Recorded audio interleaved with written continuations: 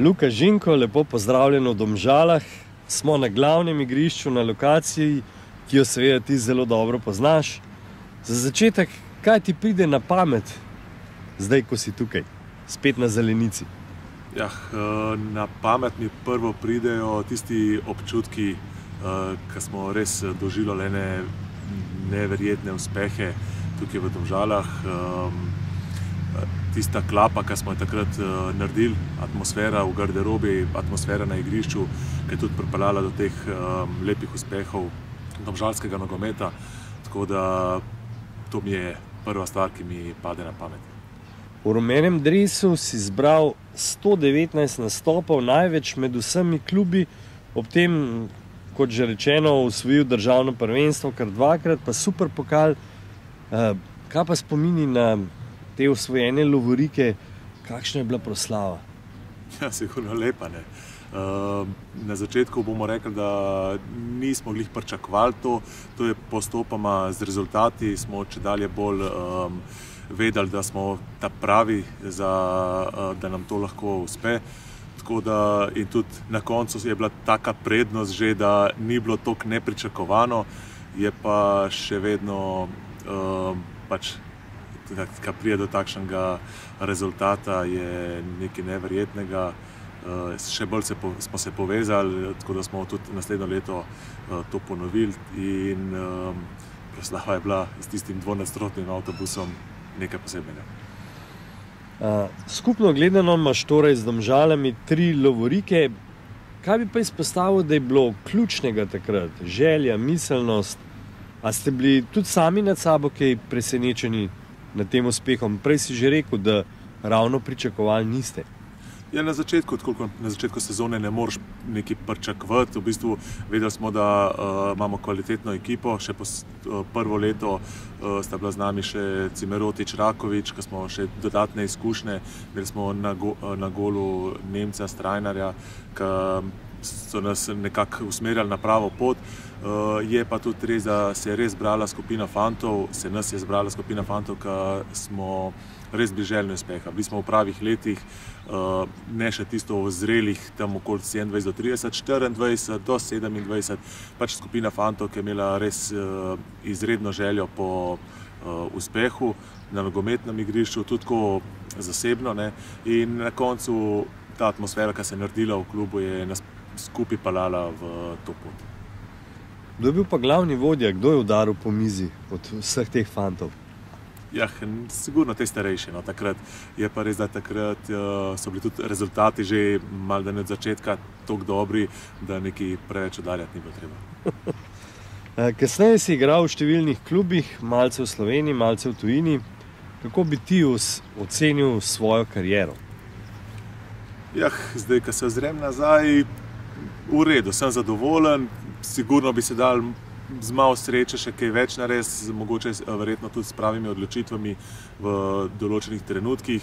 Lih ta pot, ki me je peljala iz Domžal, se mi zdi, da je bila mogoče malo prehitra. Bi mogel malo še počakati, takrat sem izgubil pač en stik z enim nogometom, kakor sem si jaz želel, ne.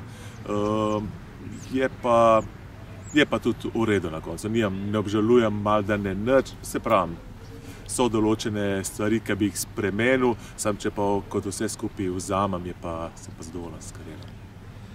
Katera država ti je pa ponudila največ? Bil si v Turčiji, na Cipru, v Franciji, tudi v Azerbajdžanu in celo na Kitajskem.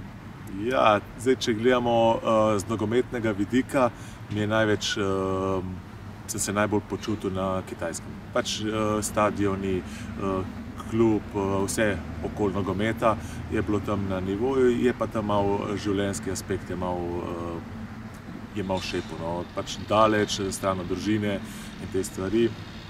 Na Cipru, glede življenjskih stvari, je bilo pa na Cipru pač zelo lepo.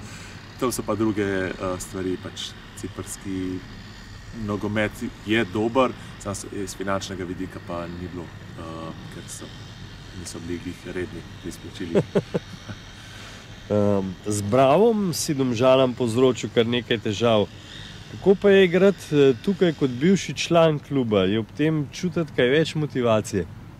Ja, je pa ni imel še prvi trenutek, v bistvu, ko sem šel iz Domžal, pa ko sem se vrnil nazaj, mislim, da kot član Velenja prvič, je tak neugoden občutek. Tukaj je veliko prijateljev, veliko znancev, ki sem jih imel, ki jih imam v bistvu še vedno.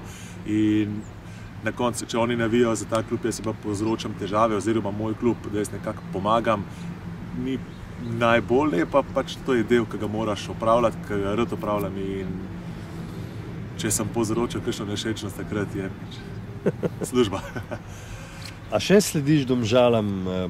Kako vidiš Domžale oziroma našo prihodnost? Seveda spremljam, še posebej odkar sem se vrnil nazaj v slovenski nogomet, spremljam vse klube, še posebej pa te bivše. Tako da vidim pač nek obdobja, tle so obdobja vzponov, padcev, in mislim, da trenutno so Domžale v nekem vzponu in želim jim vso srečo, delajo dobro, slišim dobre stvari, tako da mislim, da grejo v pravo smer. In za konec, kaj Luka Žinko počne danes? Luka Žinko počne, bom rekel, marsikaj. Prvo sem trener pri mladincih nogometnega kluba Brinje. Trener sem tudi U12 selekcije, tako da sem se zdaj že kar konkretno obrnil v trenerske vode. Drugo je pa tudi, sem pač imel eno poškodbo ahilove tetive, sem imel operacijo, tako da načeloma bi rad še igral, ne glih profesionalno na nekem nivoju, bi pa rad se nekako toliko porihtal, da bi lahko še vedno se rekreiral, še vedno s prijatelji igral rekreacijo, kakšen tenis, ne vem, košarko. Na koncu koncev pa tudi v Brinju, če me bojo kaj rabili na treningih oziroma na tekmah, mi ni problema igrati, ker res uživam v tem.